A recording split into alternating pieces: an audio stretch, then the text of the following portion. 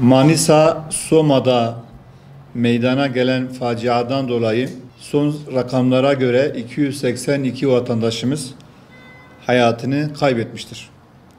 Bu anlamda daha da bu sayının artma endişesini duyuyoruz. Milletimizin başı sağ olsun diyoruz.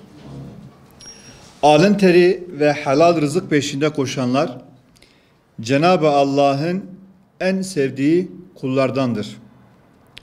Ailesine helal lokma yedirebilmek için yerin yüzlerce metre derinliğinde ve zor şartlarda çalışırken Soma'daki elin faciadan hayatını kaybeden bütün kardeşlerimize Cenab-ı Allah'tan rahmet, yaralılarına acil şifalar, ailelerine de ve sevenlerine sabri cemil niyaz ediyoruz.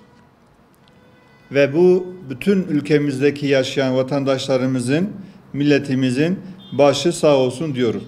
Bizler kadere inanan insanlarız.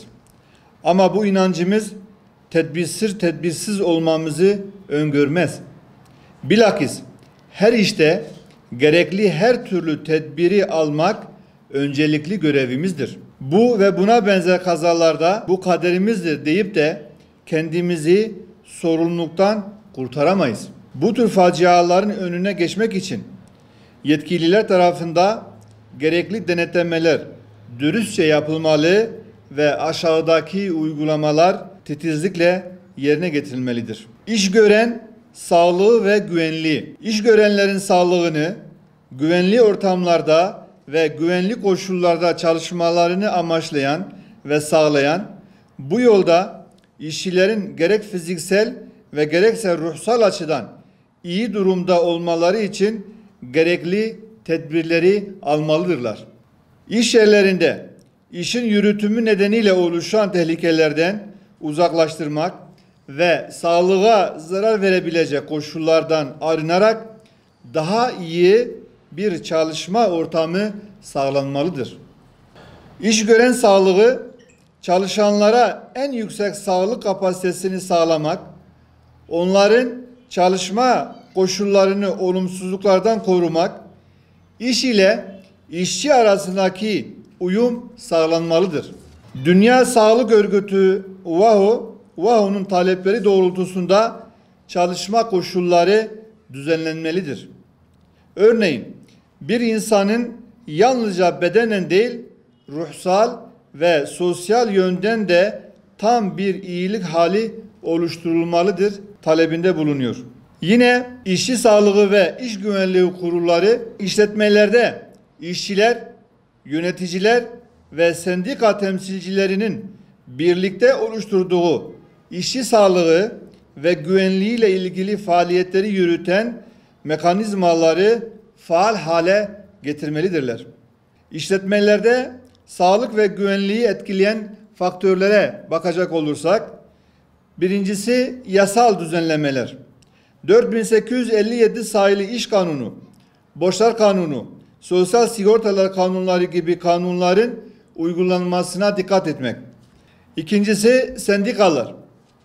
İş sendikaları, işçilerin ekonomik, sosyal hak ve çıkarlarını korumak ve çalışma koşullarını geliştirmek için kurulmuş olan mesleki örgütlerdir.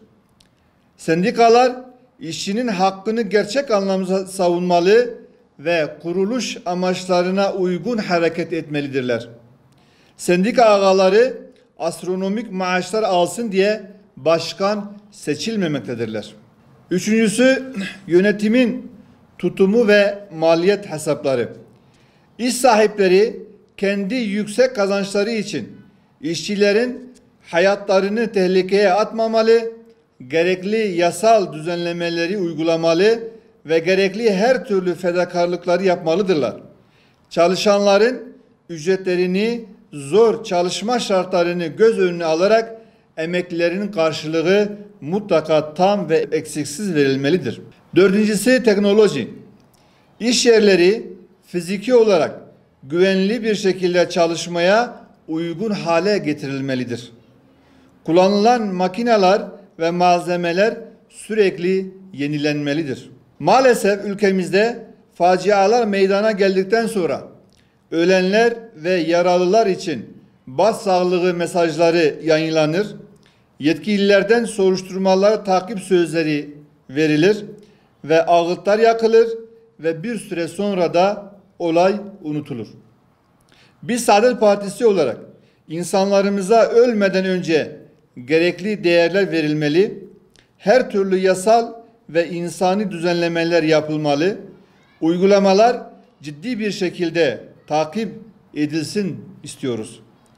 Yani yeni ocaklar sönmesin.